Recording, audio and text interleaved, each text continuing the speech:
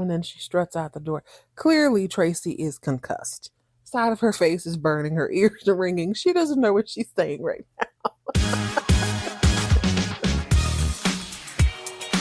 Ladies and gentlemen, boys and girls, welcome or welcome back to Folklore, the official gathering place for newbies, novices, and OG diehard fans of the golden age of primetime.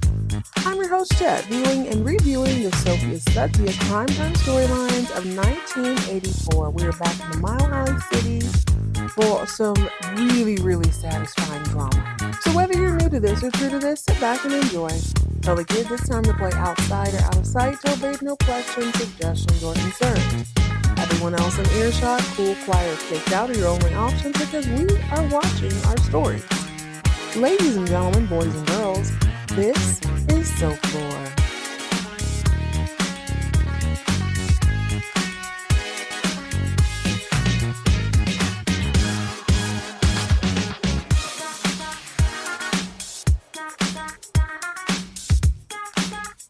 Hello, gorgeous party people and people who party and everyone in between. I hope your morning, noon, or after or evening is shaping up well. Hope you're having a good day. If not, baby, leave all that at the door. We're about to cut up. Y'all want some cake? You want to go to a birthday party? Me either. Yes, no, maybe so. Sometimes I want a little cake. Sometimes I don't mind a birthday party. I just find now, listen, if it's a kid's birthday party, let's make it a little earlier in the day. I don't know what it is about summer. People love having an 8 o'clock birthday party. I'm like, I'm not going to no kid's party at 8 o'clock. Don't I sound like an old lady? Anyways, guys, I hope your day is shaping up well. We are jumping back into Dynasty for one of the most mind-bending birthday parties I've ever seen. It's a Colby party, and you know how much I love a good Colby birthday party. You Dynasty aficionados will recall season 1, episode 11, The Birthday Party. Yeah, Dynasty is, I don't know what's going on in 1980s. Nobody cared about a title. They just recycled it. They're leaving off the. That was The Birthday Party, where Cecil got read for 5th. It is, to this day, one of my favorite episodes of Dynasty. That's the episode where Jeff finds out that Fallon only married him because, Cecil sort of set that up or whatever. So Jeff patiently waits for a track to explode on, and that happens to be his Uncle Cecil's birthday party. He reads him for filth in front of God and everybody. Meanwhile, Krystal was sweating bullets because she was wearing those scammer jewels, remember? Oh my God, it's one of my favorite. It definitely lives rent-free in my mind. Well, today is not that day. We got a whole nother Colby. We have the little seed that he and Fallon created. It is baby Blake's 2nd birthday party. Y'all, they're doing a lot. You know who's not doing a lot? Me, your girl. Unfortunately, I had a disagreement with a dryer sheet earlier today, and I find myself splayed out in bed.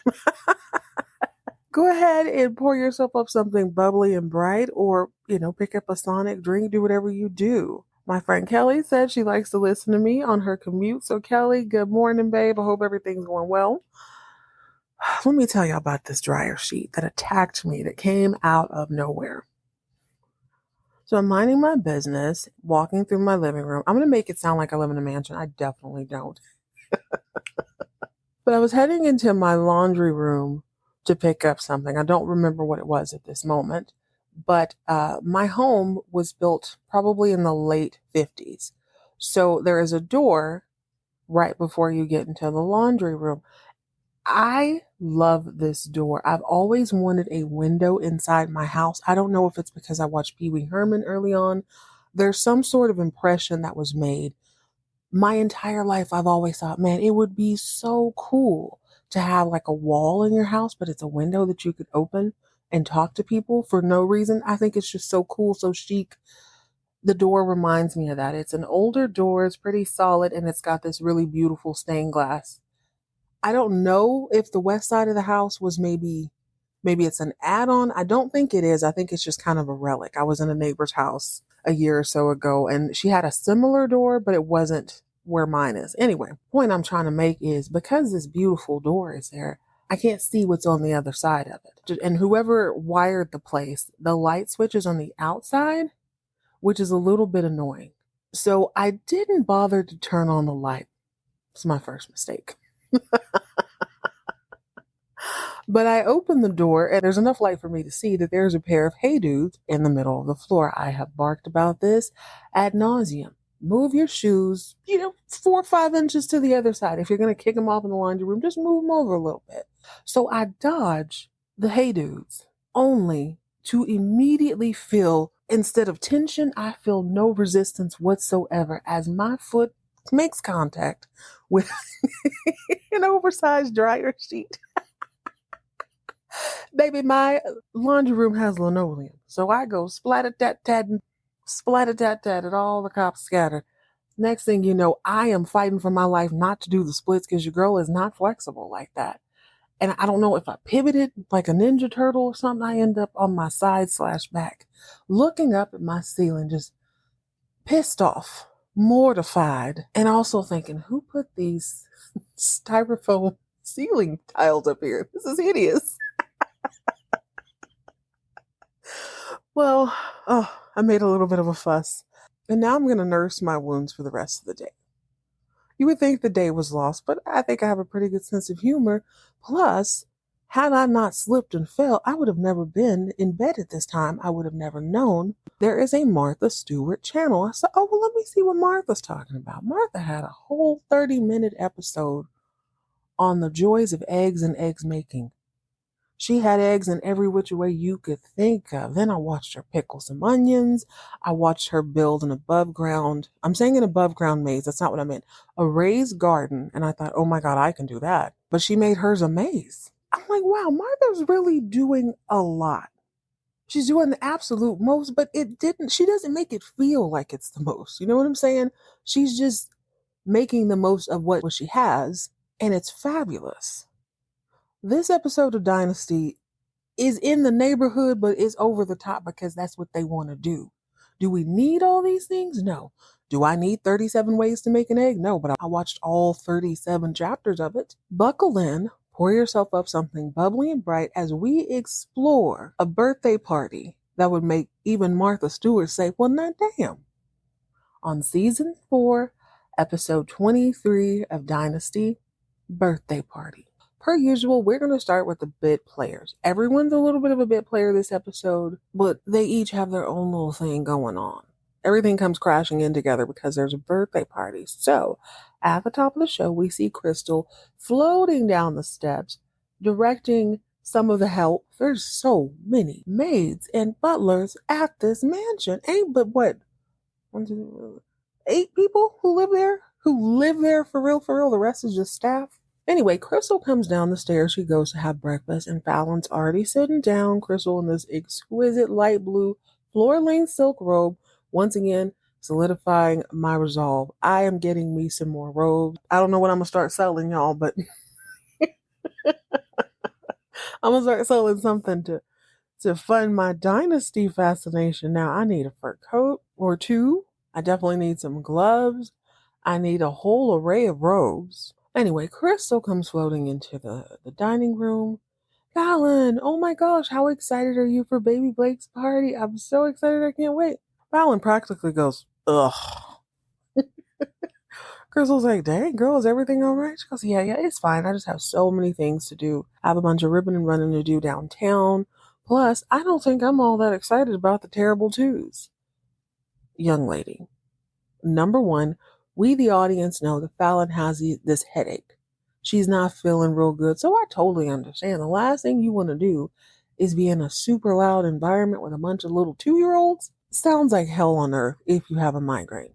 So she gets a pass for me, but also, why is she worried about the terrible twos? She don't spend nothing but what, like a day and a half with this kid? She sees baby Blake once every 10 business days. Can we please stop acting like you're a mother of the year? Her and Jeff this episode. Oh, it's so much work. How would you know? Time I turn around, y'all have on suits and church shoes running all over God's creation. She spends more. I'm not even going to get into it. I am going to get into it. I'm not going to shut up. Fallon almost jumped on a plane, a private plane that she would have been paying for, by the way, with the booger sugar baron himself, Peter Crackpiper. She wasn't worried about baby Blake then, or his terrible ones, 1.5s, 18 months, and twos. Girl, bye. She has a headache. She's just talking out of the side of her neck. So she goes down the hallway to make a phone call. Before we get into her phone call, I got to talk about her sweater. I'm going to say this, and it will sound funny, but let's just allow that to happen. You know what I'm saying? Just let it happen. She's wearing a crocheted layered sweater. And you're probably saying, Jet, aren't all sweaters crocheted or knitted at the very least? Yeah, they are, but not like this. This reminds me of this trend that happened once upon a time. It might still be happening in certain parts of the world, I'm sure. I remember there was this whole explosion of these porcelain dolls, only it wasn't really a full body doll. It'd be like their head. Sometimes they'd be plastic. They'd always be a little bit creepy. People would knit them dresses or crochet them dresses. So imagine a doll dressed like she's from the late 1800s. They were everywhere, but that's not the weird part. Dolls have been around since the beginning of time. For whatever reason, people started turning these dolls into tissue boxes, and sometimes they'd have really, really big dresses. I'm saying it's late 90s when I'm remembering this, but it probably was even a little bit earlier. I feel like I've seen pictures with these weird kind of creepy dolls dressed like that. Antebellum South looking ones with this whole crochet bonnet and big old crochet dress. People would set them on top of tissue boxes. They'd even put them on toilet paper rolls. This is what I'm remembering as I'm seeing this. She got on the toilet paper doll 3000. It is a weird, thick, hideous sweater. And maybe that's because of her headache. So she gets hold of Dr. Black Doctor, handsome Black Doctor, makes it down to his office, and she's trying to explain to him, I don't just have a headache, Doc. It feels like there's noise inside of my head. It's not just a regular migraine or whatever. It's horrible. And he says, well, Fallon, honey, you had a pretty serious injury. You had a big concussion. This is just your body's way of healing. It won't be forever, but everything is checking out. You seem perfectly normal. She's like, no, it just feels really bad. So he goes, okay, let's go ahead and get you in the EKG machine, the machine, whatever that does the scan, MRI, whatever. We'll get you in the scanner, and I'll let you know as soon as I know what's going on. She's like, okay, cool. I appreciate you. Krystal decides that she's going to continue her silk outfit of the day, goes upstairs, gets dressed for work. She walks into her office and she sees Tracy eyeballing the QED reports. Tracy. Well. What are you doing here? When last we left, Tracy was fired from Denver Carrington. She had a raucous night with Dexter. So Tracy is in the market for a fresh set of taste buds and a biodegradable hinge for her new jaw after Krystal in tote and a pewter Wonder Woman belt slaps the taste buds smooth out of her mouth. So Tracy hitched a ride home from Hong Kong, and she has a mission. She has to get a job with Alexis and report everything back to Dexter. Granted, she's not hurting for money since Dex will be paying her, but she still has to get hired by Alexis. Before she can do any of that, she has to clean out her desk at Denver Carrington, which is when she's caught by Krystal. Krystal struts in with a taupe and pewter killer combo, Wonder Woman belt, demanding to know why this overly qualified assistant is looking through her desk. Now the cynic in me is like, Krystal, she's been doing your work this entire time. She's been doing the QED reports. Why are you asking her that? But in all reality, she did just try to sleep with your husband, Krystal. I get it. Tracy's not really absorbing the gravity of Krystal's presence. She's almost dismissive of her. And she scoffs. She claims to be returning some reports she found while she was clearing out her own personal desk. Only she was really memorizing those QED reports. Krystal thinks that all this is a likely story. After all, Tracy did just try to sleep with her man. She's like, yeah, a likely story. Well, Tracy thinks Krystal is uppity and a little bit hoary. So what if I tried to bang your on again, off again husband? Big whoop. See, the thing is, Tracy thinks Krystal is a card carrying member of the Secretaries Seduction Society Incorporated. She thinks she comes from a long line of HR hookers who get jobs and then seduce the higher ups. That's what you do. That's what girls like us do. So Tracy says as much. She's like, please don't come in here looking down on me. I only did what you did first, okay? Krystal's like, what are you talking about? I know you were his secretary. Krystal, I know you used to work here. You put your claws in him. Now you're walking around with this Zsa Zsa jewelry, spending $100,000 every season on your wardrobe, which is better, by the way. By the way. So don't look down on me for doing what you did. I did what we're supposed to do. I have a card. You have a card. This is what we do to get in the game. Krystal is very, very slick. She's almost like that velociraptor on Jurassic Park. We got to study her form. Krystal, the taupe and pewter refuter, delivers 5 fingers and a freshly Pond's cold cream moisturized palm to the left side of Tracy's unsuspecting face. Spat out. Tracy's dignity, her last 3 conversations, 6 months worth of memories go flying across the room. Pal out. Krystal's very stealthy. Like, she didn't reach back to Mississippi like she did last time. She just kind of came from like up and under, like, she shoots it up at a 90-degree angle and comes across your face so fast you don't even know what happened. Krystal is tired of hearing this riffraff. Tells Tracy, this little game is over, Tracy, and you've lost. Tracy is clutching the side of her face and blinking back tears.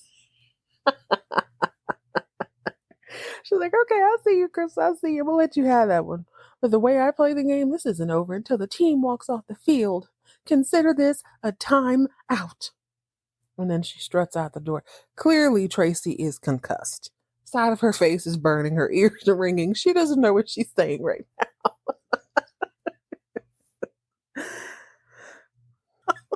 She's probably never been so desperate to get out of an office in her life. Thank God no one else saw that. But she's going to have a handprint on the side of her face. A moisturized handprint, mind you. But it is what it is. Someone else also grappling with their dignity is Morgan Hess. Morgan Hess ended up in jail after Blake confronted him about those tapes he was sending to Claudia the Stallion. We know he's in jail.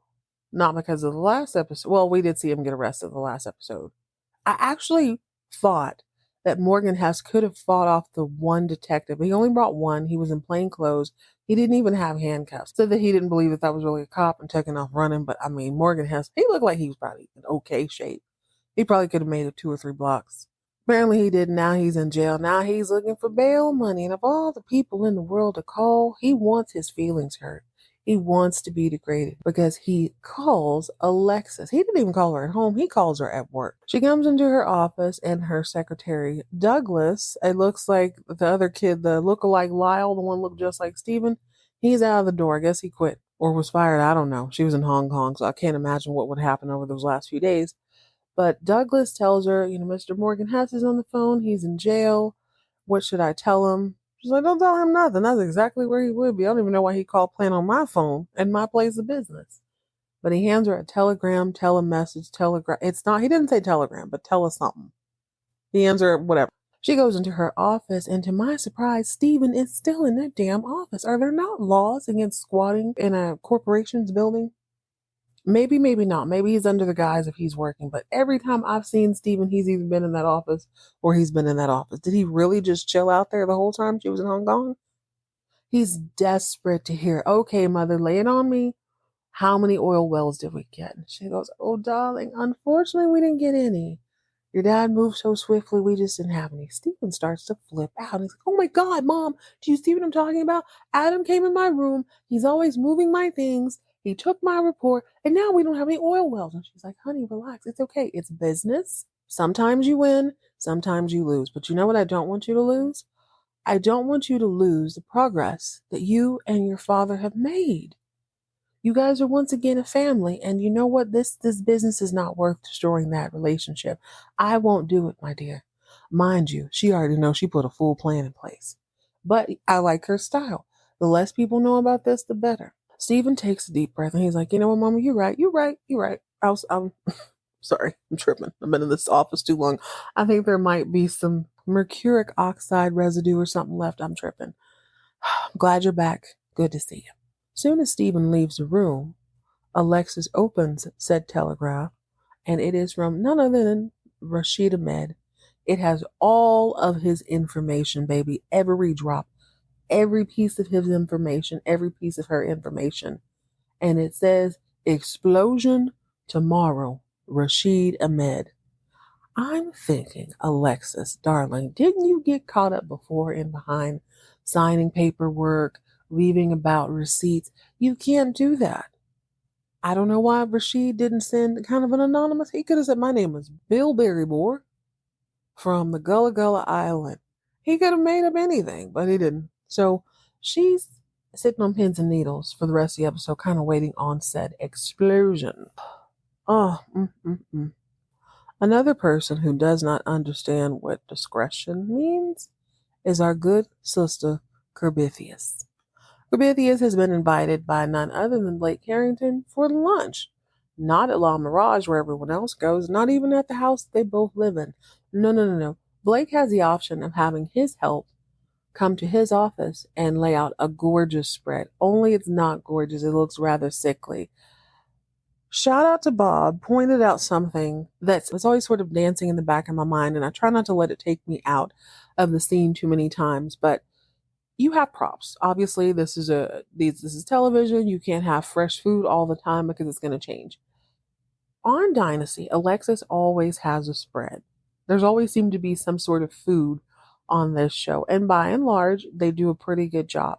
I think as long as you have like fruit or breads, you don't really have to think about it. You could reuse those day after day as long as as long as you get them pretty fresh. This is the second time they've had meat on the show, and it just has this weird sort of sickly, peachy gray tone to it. It looks very rubbery, and this scene is no different. So Kirby and Blake are sitting in his office. Of course, he has servants.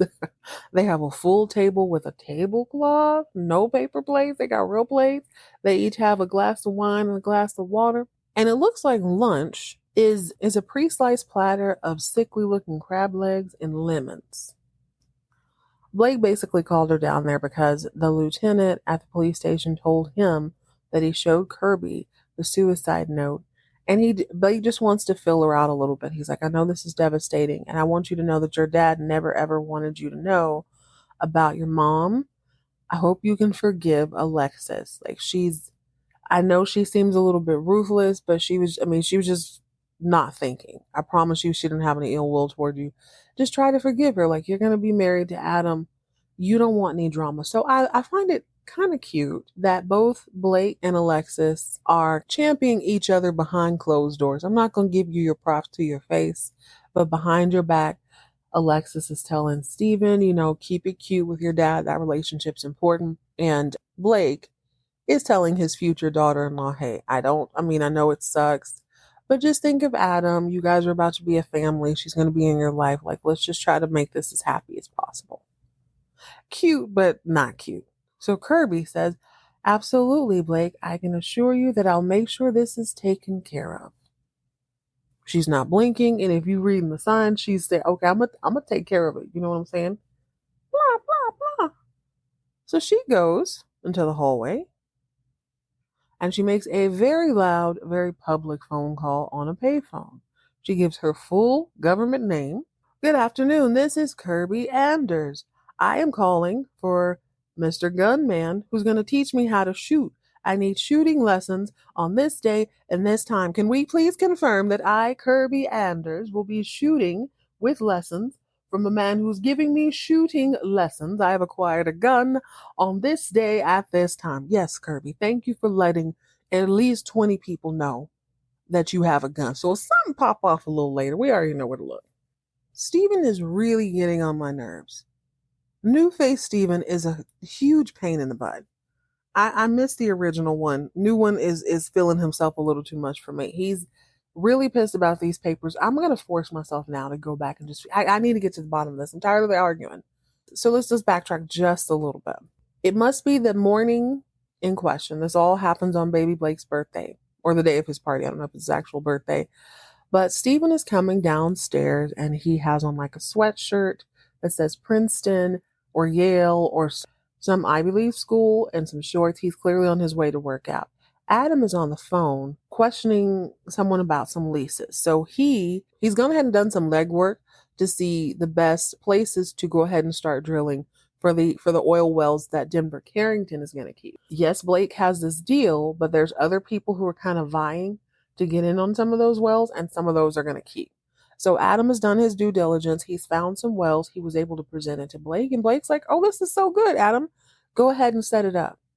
It seems like Adam was taken aback. Maybe he expected to have to prove himself a little bit more. Maybe he expected some resistance, which is why I think I'm so irritated at Stephen, because even when Adam was doing fine at Colby Co, he always had to prove himself. It was very clear that he was a second favorite son, and Stephen's voice trumped his. So, mind you, Stephen did have a little bit more of an oil background, but that's beside the point. So Adam's on the phone trying to figure out, like, hey, what's going on? Have you guys started digging? Can you have so and so call me? Stephen comes downstairs, make little slick comments. Oh, look at you, big ruler, just yelling at people. Adam's like, are you still on it? Please go somewhere, Stephen. Grow up. Could you please get out of my face? Stephen walks off and goes into that god-awful gym. They have a gym in the mansion that is carpeted, which everyone knows is really gross. But I think sometimes in the 80s, they had carpet in the bathroom too. We all know better. I feel like we knew better, and then they did it anyway, and then they were like, okay, maybe that wasn't a great idea. You think? You want a room filled with sweat that you could usually just mop up, but now it's going to be soaking into this hideous blood red carpet? Well, Jeff is in there lifting a total of about 27 pounds, sweating profusely, trying to get his morning butt. I can't even say it. He's having a gym bro moment. He's trying to get the blood pumping before he goes to the office. Stephen comes in. He's like, I'm just going to do a little road bike thing. And I guess Adam was thinking to himself, nah, I keep letting this slide. I can't keep letting this slide. So he runs up on him in the gym. But when Adam sees that Jeff is in there, he's like, okay, last thing I want to do is tell all my business. I'm not going to go there. But he's already talking as he's opening the door, as siblings do. Like, you can't just let your little sibling say something and run off. You got to run up on him.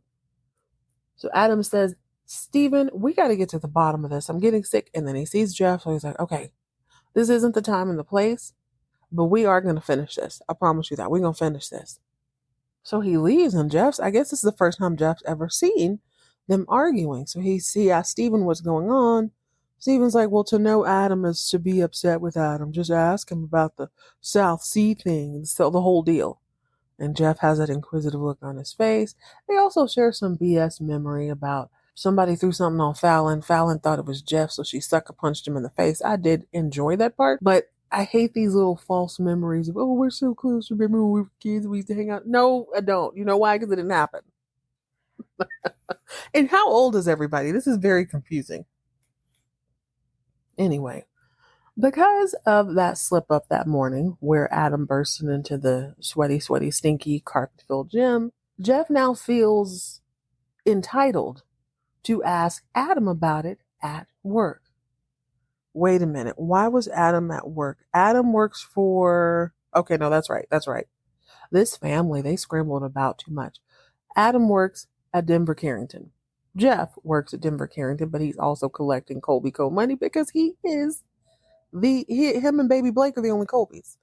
So when Adam comes into his office to give him the new paperwork for the new wells that Blake has already approved, Jeff wants to know, well, what was up with you and Stephen this morning? And Adam's like, oh my God, Jeff, dude, this kid will not let it go. He thinks I stole his stupid QED report, but I told him I've been working on the QED report before him.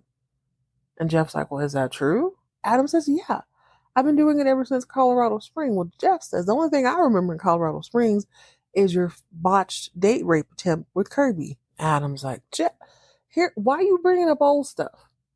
We're past that.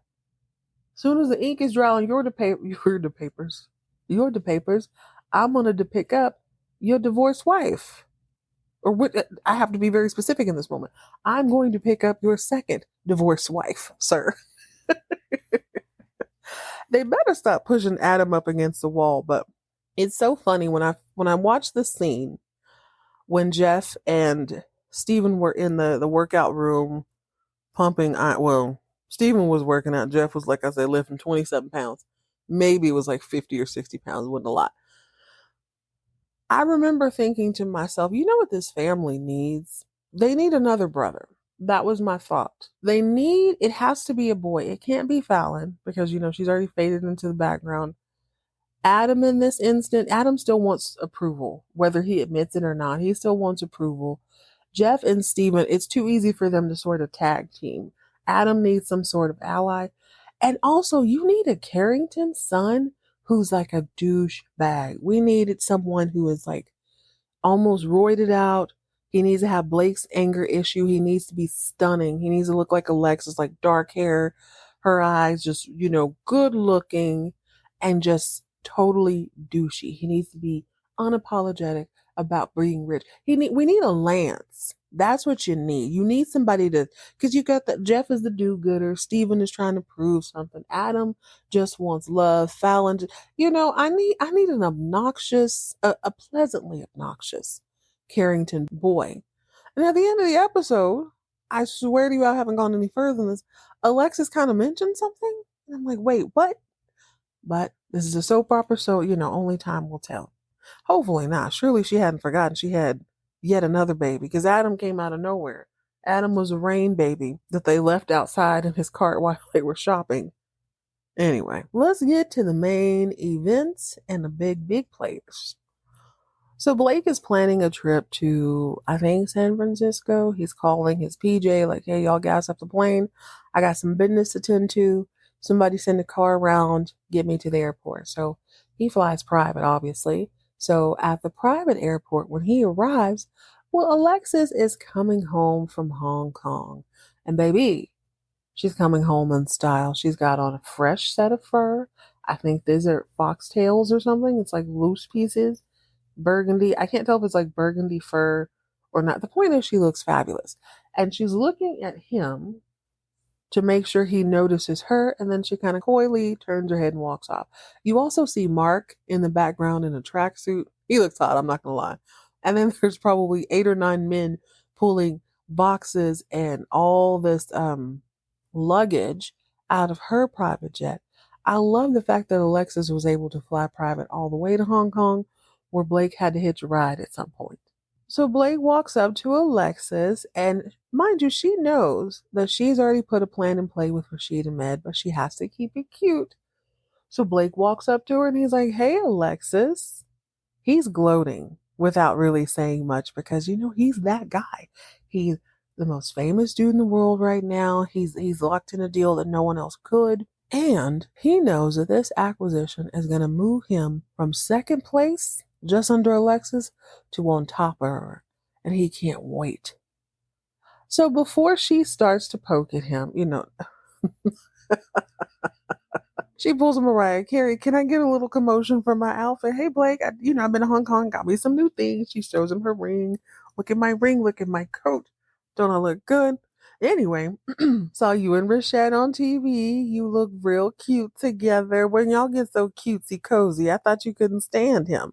Blake's like, I don't let anything get in between business and world domination. It is what it is. And we are kind of cute together. Thank you so much for setting us up. Like,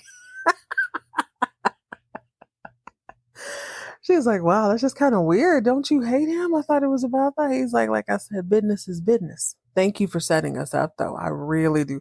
I really like my new relationship with Ahmed. She then says, that's real funny. You never thanked me for giving you 3 beautiful children, but you thanked me for Rashid Ahmed and the new money you're going to make. Oh, isn't that rich? Blake says, well, I got to thank my baby mother. If not for you, I wouldn't be where I am. Do you know where I am, Alexis? I am almost number 1. I am almost a number 1 oil company in the entire world. I am no longer second place to Colby Co. I'm numero uno. Thanks to you, my love. Thank you. I'm paraphrasing here, people. She's still smiling, and she says that's the day they'll give away fur coats in hell. Well, a little later on, she's chilling in her apartment. She's laid up like I am at the moment. She's anxious. She's already gotten a cable card telling her that there's going to be an explosion. So she's trying to watch the news all day. Mind you, Mark has been there. Mark was ear hustling at the airport. He even comes up to say something, and she's like, "You know how I feel about you listening. Go to your room, Mark." So he leaves. He sees her on the couch, fluttering on the TV, like going back and forth with all the channels, probably all like 5 channels in 1984. When he says, "Alexis, you're giving off I know something you don't know energy. Are you expecting some news?"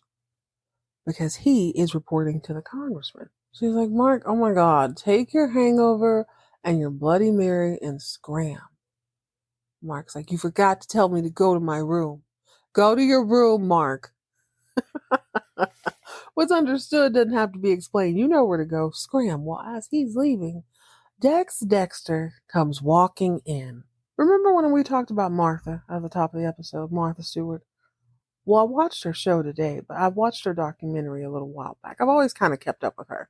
If you haven't seen the Netflix documentary, then I don't know if you were a fan of her, but it's like the Martha you think you know, she is exactly who you think she is, and then she's the total opposite of that, if that makes sense. So the documentary, she's just kind of talking about her life, how her dad was kind of an unstable person. This encouraged her to make sure she had her own shmoney. When the opportunity presented itself, one of her homegirls had a rich husband or rich brother. She made sure she was aligned so she could meet him. She was modeling. She did this, that, and the third with stocks and whatnot. Lived this whole interesting life. But one of the more interesting things is she's talking about being on her honeymoon, right? Going into this beautiful church and then meeting this. He was either Italian or Irish. I can't remember which one. She basically had a little rendezvous with him. And then when the producers are like, "Oh, well, how was the affair?" She's like, "What affair?" They were like, "With the Italian guy or the Irish guy?" That didn't count. He was Italian or he was Irish. I was like, Martha. She was dead serious. Led me to believe she had many affairs, but she's like, I mean, that didn't count. I didn't like him. Like, I wasn't in love. That's beside the point. This is the same energy Alexis is giving on this couch to Dex. Like he's kind of pissed, but he's like, we still have business to tend to. Mind you, he has a master plan she didn't know anything about. Well, she's like, "Well, are you coming to apologize to me?" She pulled a full on Martha Stewart. Like, yes, I was cheating. You need to apologize for coming to Hong Kong because that doesn't count. So, ladies and gentlemen, I guess the rule of thumb is if you have an affair on your honeymoon, as long as a person is from Italy or Ireland, it doesn't count. I don't know why. Those are the rules. I don't make them. Alexis feels the same way. This is Hong Kong. This basically you weren't supposed to be there. So you need to apologize to me. I'm glad we're not together no more. Dex is pissed, but he's heartbroken, I think. He's like, you know what? I'm not fooling with you anymore. But by the way, Blake did just fire his PR lady. She might be good for you. And Alexis is like, bros before hoes, dude. I don't hire women. You take that women's lib elsewhere. Actually, she was like, nah, I don't think so. She's really cute, though. Maybe you should hire her. She is completely unbothered. But that was kind of my thought, too. Like, she didn't hire women. So maybe she will. Maybe she will. Maybe she won't. I don't know. But she's reclining in her seat, eating her delicious charcuterie board when Dex pulls out the key. He pulls out like a Harry Potter key. And he drops it right in the middle of her ranch dip. Would you still eat it?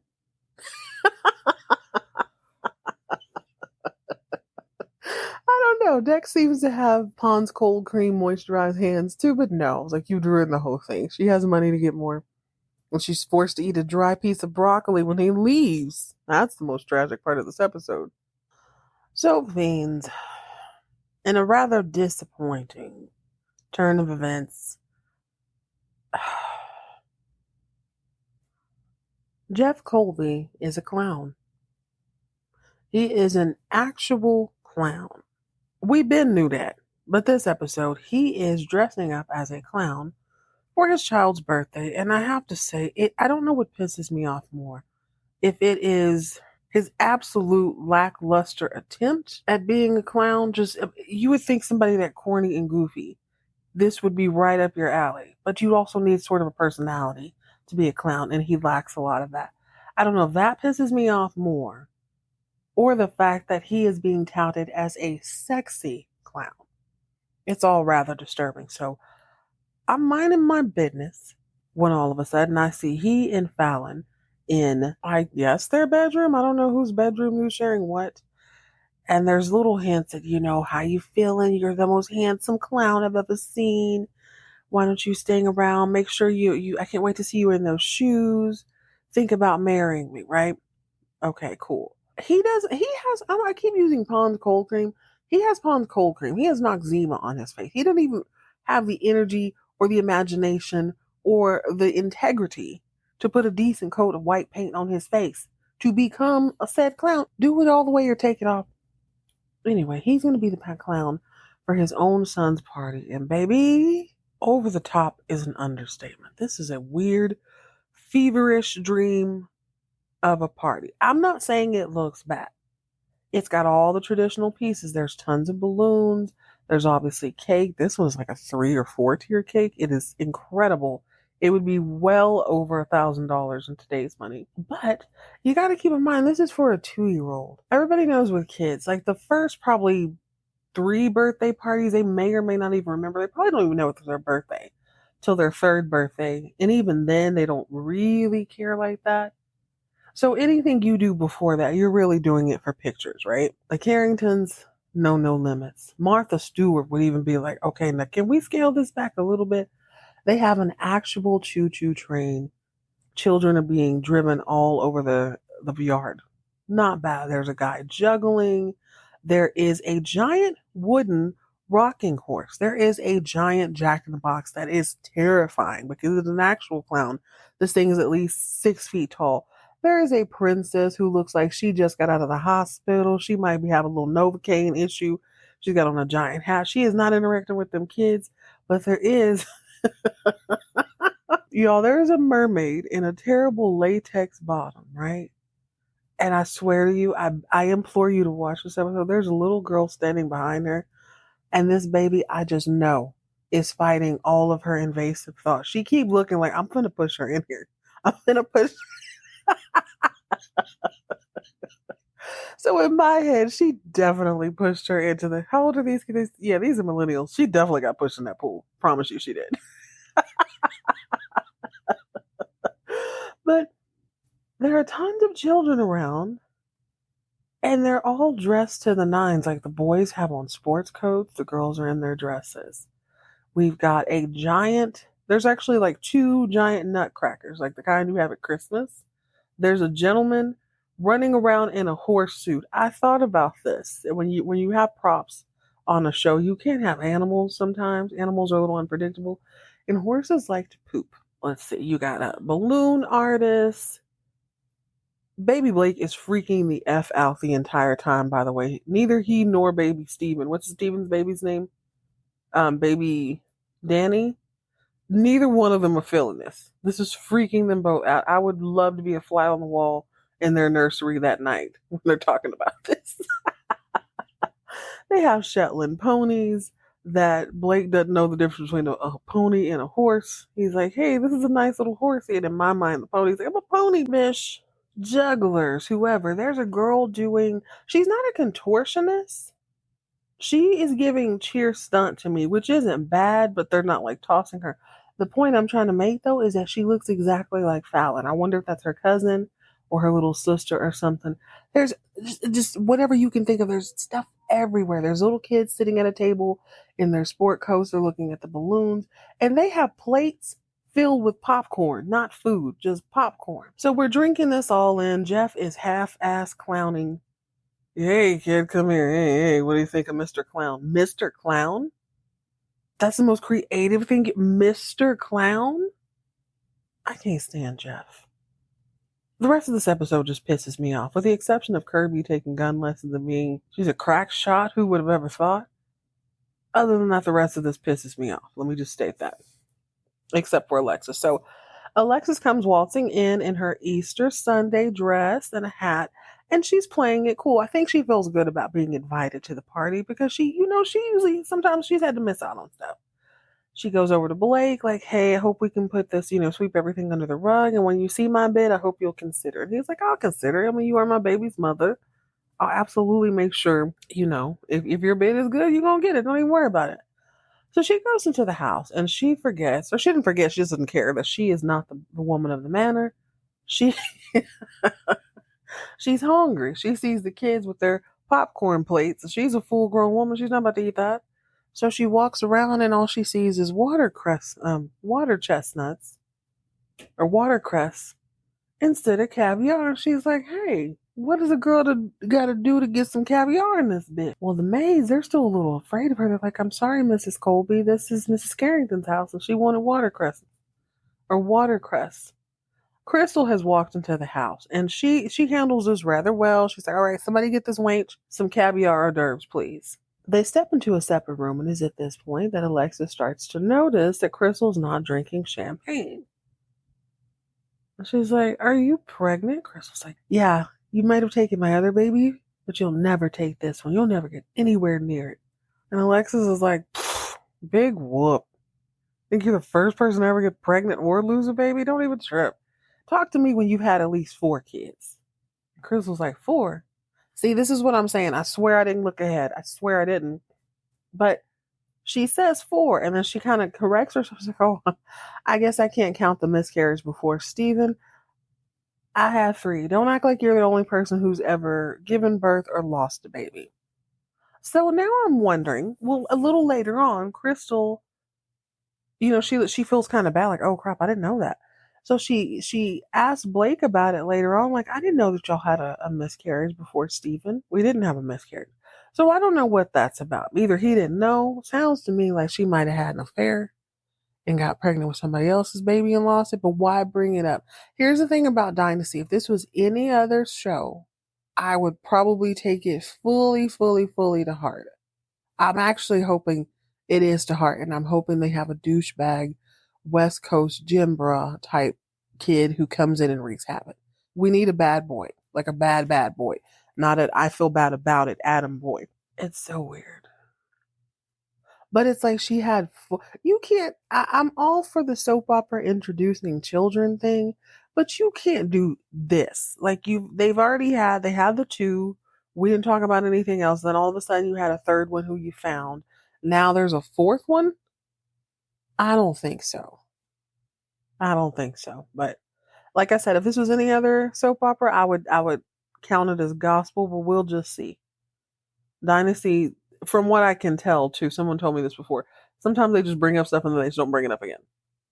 What they keep bringing up though is that Jeff is some sort of sexy clown. Jeff is getting on my last nerves. Like I said, either be in it or be out of it. Be good or be good at it. You're not good or good at it. He's coming down the stairs and Kirby gets an eye full of him and she's like, dang, oh my God, my knight in shining armor turned in his armor for a clown outfit. He's like, well, you got to do things for the kids. She's like, well, you're about the most handsome clown I've ever seen. She is literally salivating. She is looking him up and down and up. I'm like, Kirby, does this does it for you? This explains a lot. Well, he doesn't care. He's never really cared that she thinks he's hot, even in clown makeup. I just wish they stopped lying to him. This is a terrible, terrible face painting job. He is a terrible, very offy clown. And somebody gave him a bicycle horn. Mind you, Fallon has a whole symphony of just metal clanging in her head. She's already worried about these kids hooping and hollering and screaming and crying, having to walk through that. He keeps honking his damn horn. So he's, come on, kids, it's Mr. Clown. Honka, honka, honka, honka. I wanted to kill him. I wanted to push him right in that pool. I swear there's a kid wearing a top hat, too. So finally, let's just push past all this crap. Oh, no. One other thing. Adam sees this quick little exchange between she and Jeff. He doesn't like it, but what can he do about it? He's like, listen, you still want this clown or are you going to marry me? She's like, I'm going to marry you. I'm making plans. Don't even worry about it. promptly turns on her heels as soon as she sees Alexis walk through the door. She's like, hey, Alexis, is that working in Paris offer still open? And Alexis is like, yeah, I'd love to send you to Paris so you don't marry my son. Absolutely. Speaking of marriage, finally, the day's over. Fallon has taken baby Blake to bed, and when I say this kid looks shell-shocked, he looks like he's been through it. He needs some warm milk and an ice cold cigarette to just shake the day off of. He looks like, oh my God, I don't even know what I just saw. Well, Jeff comes walking in and he's talking to Fallon about, what a great day. I've never seen my son so happy. He and baby Steven or baby Danny were freaking out the entire party. Those kids hated it. Fallon's like, yeah, it was such a success. She'd also gotten a call from the doctor saying that everything looks good. She has one of the best brains he's ever seen in all of Denver. She's like, okay, perfect. So I guess her headaches went away as soon as she heard that. I hope they went away because Jeff goes, there's still one more present. Now, I'd love to give him points for the presentation if this woman wasn't dealing with a super duper atomic migraine. He has a 3-tier Jack in the Box, which I have never seen in my life. But she cranks it, and it's, traditional layer. Next layer pops up. Next layer pops up. And when the top opens, instead of yet another clown, because we got plenty of those in the room right now, it's the biggest, gaudiest Super Bowl Zsa ruby red ring I've ever seen. It almost puts Sue Ellen's ring to shame. It is ginormous. It screams, I am definitely the leader of the Gambino crime family, or I took this off of Henry VIII, or I just won the Super Bowl. Huge ring. She's, oh my gosh. This is when Jeff mentions, oh, this was grandmother Colby. Cecil left it to me. He keep bringing up Cecil. We know there's a spinoff coming. So I won't ignore that clue. This is probably the second or third episode he's talked about Cecil. So they decide they're going to go ahead and make this thing real. And they try to kiss and conjure up a little bit of passion, but it is... it is as pleasant as those paper gowns they make you wear when you go to the doctor's office. It's just, okay, we're doing this because we need to. As if it's not enough that everyone has been at a super duper, super loud birthday party all day. Fallon sends out a wire, I guess, and tells the whole house they need to put on their Sunday best and come downstairs. Penguin suits for the dudes, full gowns for the gals. Meet us in the library at 8 p.m. So everybody goes to the library, everybody except Kirby. Adam can't find Kirby. It doesn't matter. Fallon and Jeff announce that they are getting married, and they're not going to go to Vegas this time because, his dead uncle who she really wanted to bang and did bang for rewriting history, wanted them to get married with a quickness. No shotgun weddings for them. No, sirree. We're going to have a real wedding. Oh, God. My back already hurts from slipping and falling in my own laundry room. This hurts worse. This was painful. I cannot roll my eyes hard enough. I cannot suck my teeth and just, But I guess we're going to endure this. Everyone is super happy. They're clinking glasses. I would be so pissed. Fallon, don't you ever. You could have announced this when that kid was opening presents. You could have told me this at breakfast. Why the hell am I getting dressed for the 4th time today for this? Again? Y'all get on my nerves. Don't call me for nothing else. Send me an email. Well, thankfully, someone comes in, one of the butlers comes in. He's like, hey, Lawyer Andrew's on the phone, Blake. He's very, very upset. He said that you should turn on the television right now and watch the news. And Blake doesn't ask any questions. He's like, oh, okay, cool. Turn on the TV, dude. Dude turns on the TV. It's a whole news announcement talking about Blake Carrington may be in over his head. Basically, the deal he made turns out to have been a sham. The $100 million raised and given to Rashid Ahmed, who was representing that country, they're still not saying what country, was apparently to buy arms so that that country could fight this country or the other country. This and that, frickin' frack. Blake's like, wait, no, it was for oil wells, not for weapons. Doesn't matter. The whole world thinks Blake chose a side and he is funding one government. So the other government is like, oh, okay, cool. You want smoke? We got it. So now there's this whole little conflict. Does that or does that not sound exactly like Dallas? Damn near episode for episode. Uh, that's pretty much the end of this episode. Oh, one other little caveat. Morgan Hess came out of jail. He went to Alexis's house like, hey, girl, I'm going to go to jail. Wait a minute. I was thinking about something earlier when Danny and Blake were crying. I forgot that Claudia and them live at the mansion now. I mean, I realize they do now, but I forgot why they moved. Isn't somebody trying to kidnap this kid? Not Baby Blake. What's his name? Danny. They really should name him Steven Jr. But yeah, I thought he was being followed or whatever. I guess it wouldn't be a problem if he's behind closed doors. You would be safe at the mansion, which is the point. And there's so many people there. But this feels very much like last season. Remember when they thought it was Baby Blake that Claudia took? I don't know. I just remember that was one of the storylines that nothing ever came of. Somebody was going to kidnap. I guess what triggered it is the whole Jeff and there's all these people at the party. And I remember that that was kind of the thing that set up the not kidnapping last season. They just had a bunch of people in and out of the house for no reason. I don't know. All right, guys. I hope you enjoyed this episode as much as I did. I had a very good time, even if I'm not a fan of this BS relationship between Fallon and Jeff. I am a fan of hating on it.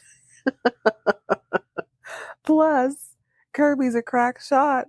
Alexis has a target on her back, actually on her face. Things are heating up for Blake. So, Blake said he and Adam are going to head to Hong Kong in the morning to get to the bottom of it with Rashid Ahmed. Now, I have to also say, Blake should have known better. If you couldn't stand Ahmed for whatever reason, if he was untrustworthy then, he's untrustworthy now. If he's representing an entire government, there's no way I would believe that government is going to be like an upstanding place. They're clearly dealing with do dirt types. You should expect to get dirty, Blake. It is what it is. Alright guys, that's it. That's all. Join me next time as we jump back into another primetime storyline filled with vintage debauchery. In the meantime and between time, if you're traveling international and you have a little slip up, make sure the person is from Ireland or Italy. It doesn't count per Martha Stewart. Stay hydrated, stay moisturized with Palms Cold Cream. Mind your business and keep all of your drama on TV.